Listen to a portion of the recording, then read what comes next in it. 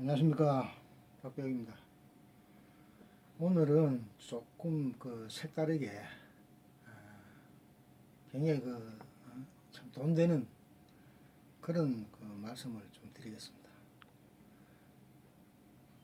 입력 전력의 한 10배의 이득 전력을 생산하는 방법에 대해서 한번 여러분하고 같이 논의해 보도록 하겠습니다. 자, 우선 여기에 있는 이 데이터는 상당히 익숙하고 이제 눈에 익었을 겁니다. 아마 이 앞 시리즈의 앞 동영상 강의에서도 상당히 많이 보아온 것인데, 자, 여기서 이제 상당히 특징적인 게 있습니다.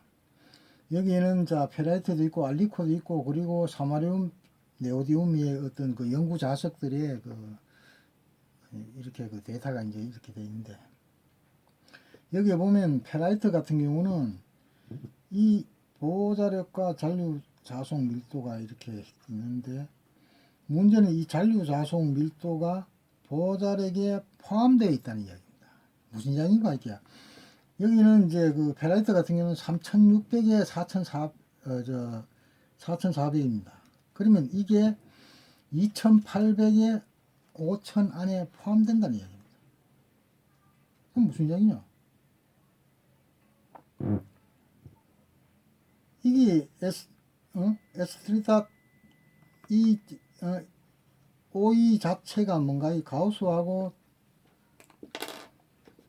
같습니다. 이 두 개가 같기 때문에 이 자체의 크기와 단위가 같기 때문에 포함된다고 볼 수 있습니다. 그리고 이것도 마찬가지입니다. 이게 보호자력 내부에 지금 포함됩니다. 8200에 11600이 2만 아래니까. 이것도 마찬가지입니다. 근데 유독히 하나가 눈에 띄는 게 있는데 바로 알리코입니다. 자, 알리코 같은 경우는 뭔가 이렇게 반대로 보호자력이 이 잔류자속 밀도에 포함되고 무려 차이가 얼마나 나냐? 거의 10배, 10배의 차이가 발생합니다. 10배. 그러면 아주 이 특이한 이 현상 때문에 굉장히 이 지금 이 고안의 어떤 아이디어에 상당히 호신호를 주는 겁니다. 자, 그러면 구체적으로 한번 살펴보겠습니다. 이게 어떤 의미인지.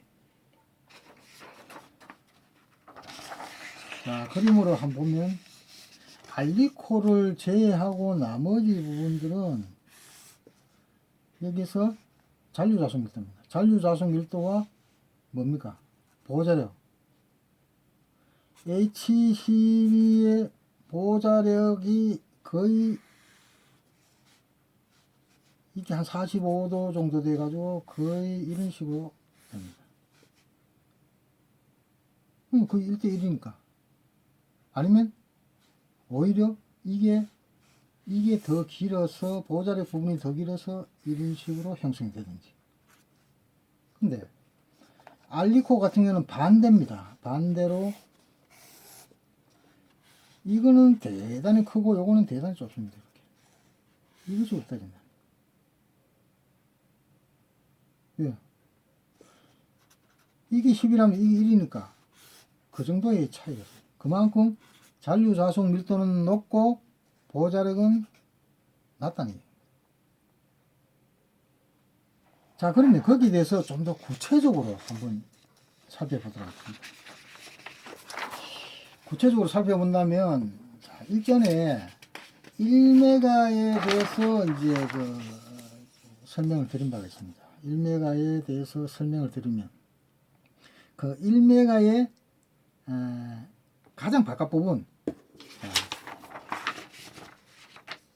이 철심이 있는데, 철심 내부에, 자, 철심이 있으면,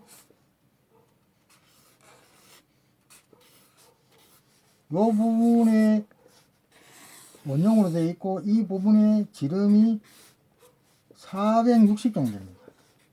460 정도 되고, 그리고 그 바깥에 저압으로 해서, 이 저압 220V에 저압으로 해서 이게 뭔가 이게 바로 쿠퍼 시트, 쉽게 얘기해가지고 동판으로 이렇게 8회를 감았습니다. 그거는 이제 뭐 T가 2T 정도 되니까 굉장히 얇습니다. 그리고 그 바깥에 CNCV 더블을 해가지고 이렇게 여러 겹으로 이렇게 레이어식으로 이렇게 감겨 있습니다. 그럼 무슨 이야기인가 이게 가장 바깥에 있는 이 원을 기준으로 했을 때 길이, 그 다음에 가장 안쪽에 있는 이 원을 기준으로 했을 때 길이. 자, 그러면 그 이야기가 뭔가 할게요. 가장 바깥에 있는 원을 기준으로 했을 때 길이가 하나의 길이가 이제 그 4.2m가 나오고, 그리고 총 길이 거기서 나온 게 이 금액, 이 금액, 이 값이 나왔습니다. 그러면 그 안에 내부에 있는 그걸 0.5, 이 지금 여기서는 지금 460이라고 이야기했는데 이 자체를 뭔가 이렇게 0.5라고 봤습니다. 쉽게 얘기해서 500으로 잡았는 겁니다. 500으로 잡아서 지름을 500으로 잡고 이제 원주율로 계산해서 턴수까지 계산해 가지고 거기다가 암페어를 곱하니까 이렇게 외부 자기장의 세기가 이제 나온 겁니다. 이만큼입니다. 그 값이 이제 700 정도로 나왔고, 이거는 1500 정도로 나왔습니다. 그럼 제가 이런 말씀 드린 거는, 그러면 바깥하고 채 안쪽에 있는 걸 중간값, 그러니까 1000으로 계산을 하자는 얘기입니다. 그래서 그 값을 1000으로 봤을 때, 자, 이거는 일단 1000입니다. 1000으로 받고, 그 다음에 이 값이 뭡니까? 이 값이 바로, 무슨 양인가, 이렇게, 이 값은,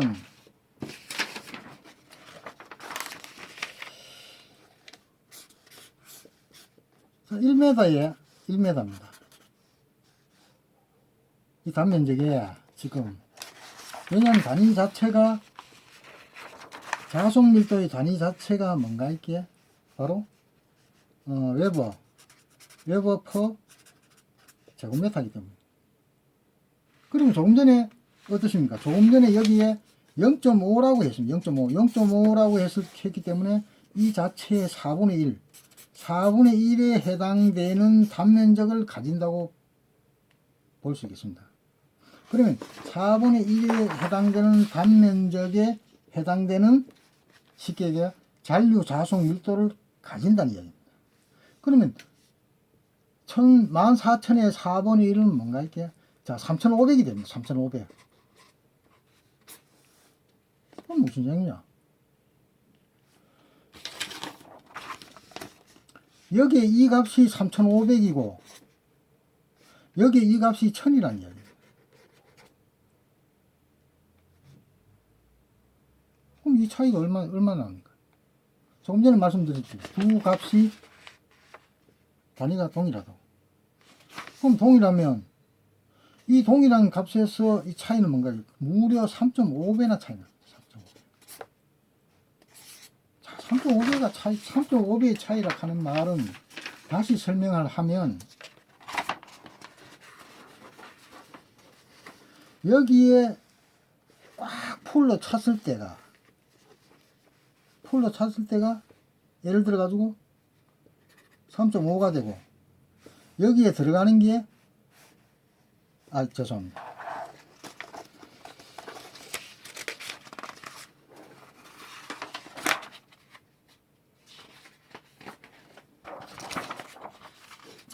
자, 여기에서 초기에 꽉 찼을 때 그때가 예를 들어 3.5다.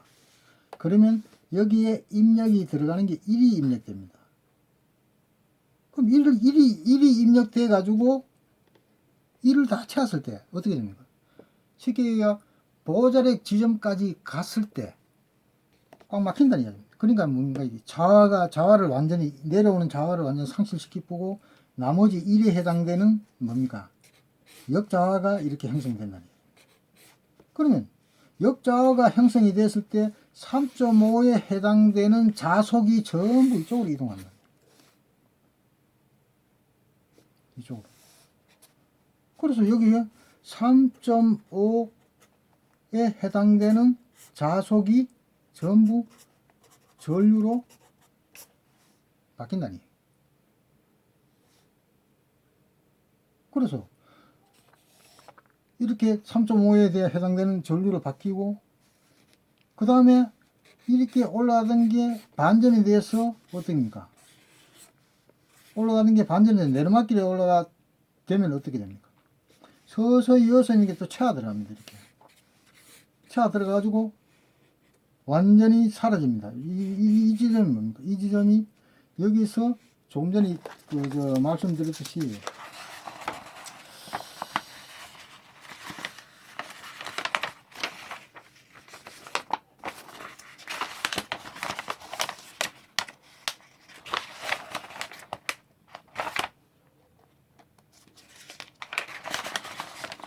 여기 있는 잔류 자속이 완전히 사라지려고 그러면 역으로 또 가야 되겠죠.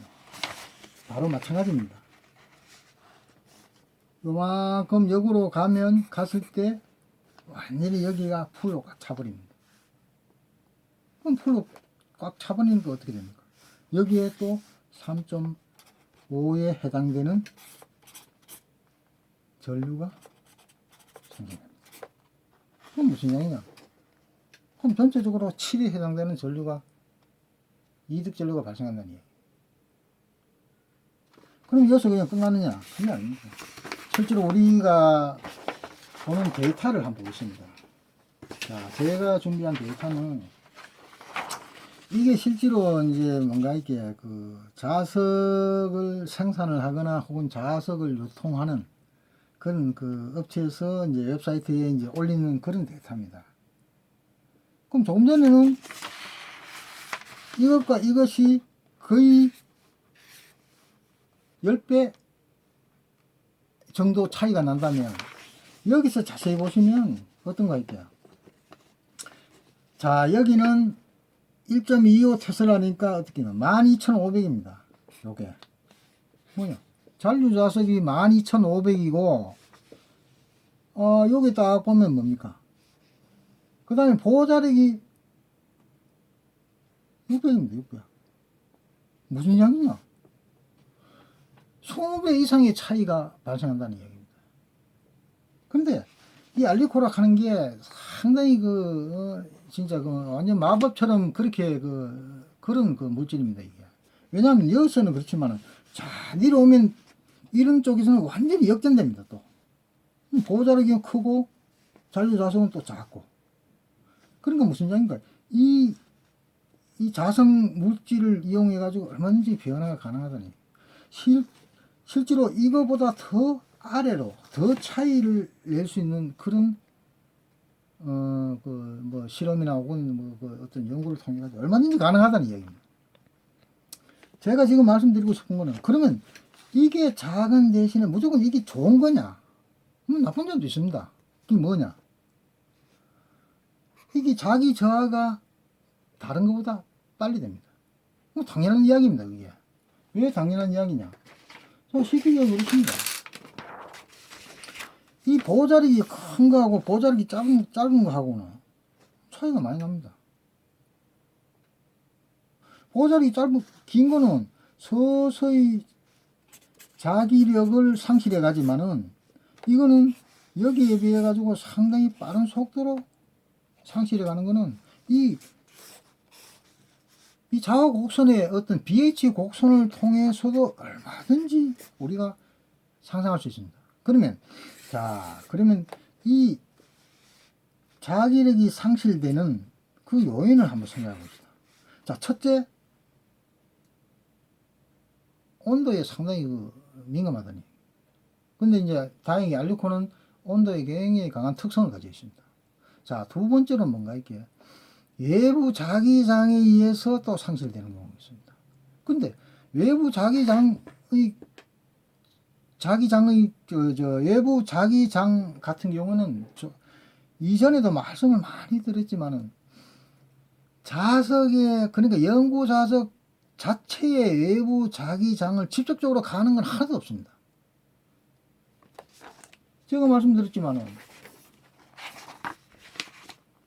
여기 아무리 큰 자기장을 걸어도 이 자기장이 일로 순환을 하기 때문에 여기에 직접적으로 영향을 주지 않는다는 얘기입니다. 만약에 이걸 진짜 탈자를 해야 되겠다 그러면 여기서 이게 잘리고 이 부분이 없어야 됩니다. 없으면 실질적으로 강한 외부 자기장을 걸어버리면 역으로 되니까 이게 S가 되고 이게 N으로 해가 바뀌든지 아니면 완전히 탈자가 돼 가지고 자기력을 상실을 할 수도 있겠습니다. 그래서 최소한 이 장치, 쉽게 이 기기에 대해서는 그런 염려가 필요 없습니다. 자, 그리고 세 번째가 뭔가 이게 바로 충격입니다. 충격에 굉장히 민감합니다. 그러면 충격이 민감한데 실제로 이런 장치에 설치를 해놨을 경우에 충격받을 일이 있겠습니까? 그리고 가장 마지막으로 서서히 자기력을 상실하는 경우가 발생하는데 그 경우가 뭔가 할게요. 바로 우리가 이제 모터나 이런 데 경우 같으면 이 공극이 발생합니다. 예를 들어 이제 NS, 이런 식으로 되어 있다. 그러면 이 자체가 이 공극이 발생합니다. 공극이 발생하면 이 순환에 문제가 발생할 수 있습니다. 그래서 이 자석 자체가 공기 중에 노출되어 있는 경우에는 이 자체가 공기에 이 투자율이 굉장히 낮기 때문에 서서히 자기력을 상실하는 겁니다. 그렇지만은 이 같은 경우는 어떻습니까? 이 같은 경우는 이 자성체, 쉽게 얘기해 철심이라 하는 자성체가 둘러싸여 있습니다. 이렇게 계속 끊임없이 순환을 합니다. 그리고 또 한 가지는 이쪽에 막아보니 또 일로 해가지고 계속 순환을 합니다. 그래서 그런 자기력이 서서히 감소되는 것은 염려할 필요가 없다. 그 대신에 장점, 쉽게 얘기해가지고 높은 자속 밀도와 낮은 보자를 통해 가지고 상당히 높은 전력 이득이 가능하다 하는 걸 여러분에게 말씀드리고 있습니다. 무려 20배입니다. 자, 20배라 하는 말은 뭔가 조금 전에 우리가 1메가라 하는 걸 이제 설명을 드렸는데, 자, 1메가에 대해서 1메가에 대해서 어떻습니까? 아까 처음에 10배일 때는 7배. 자, 3.5 해가지고 7배가 되었습니다. 그럼 20배 같으면 어떻게 됩니까? 14배, 무려 10배 이상의 이득이 발생한다. 그러면 한마디로 말해가지고 1메가를 100 kVA로 아래로 낮춰도 이득이 얼마든지 가능하다는 걸 말씀드리는 겁니다. 그러면 상당히 현실적으로 접근할 수 있다. 100km 아래로 떨어져. 그리고 지금은 잘 모르지, 이 데이터에서 안 나왔지만은, 이거보다도 얼마든지 낮은, 보호자력이 낮은, 그런 재료로 얼마든지 가능하다는 얘기입니다. 자, 그럼 한 가지 예로, 지금은 어떤 생각 안 나는데, 코발트 같은 경우는 150 정도에서도 보호자력이 가능하다 하는 걸, 초기에 코발트 같은 경우는 150 정도의 가우스나 이제 오이 정도로 이제 이렇게 가능하다. 그럼 150 같으면 600개, 150 같으면 또 상당히 아래로 떨어집니다. 그래서 그거는 차차 이제 어떤 그 재료에 대한 어떤 그런 데이터는 차차 이제 감사하지만, 일단 제가 말씀드리고 싶은 거는 1메가 VA 거기에 너무 집착할 필요가 없다는 얘기입니다. 그 아래에서도 얼마든지 이득이 가능하다는 걸 말씀드리고 싶습니다. 그리고 덧붙여서 이제는 이 시리즈에 관해서는 좀 강의를 이제 좀 마쳐야 될 것 같습니다. 더 이상 할 이야기도 없고 또 이제 거의 뭐 구독자도 조금 뭐 이제 줄어든 것 같고 이래가지고 이제 요번 그걸로 해가지고 다음 뭐 또 새로운 게 있으면 또 이제 거기에 관련해가 또 이제 시리즈를 올리도록 하겠습니다. 그동안 고맙습니다.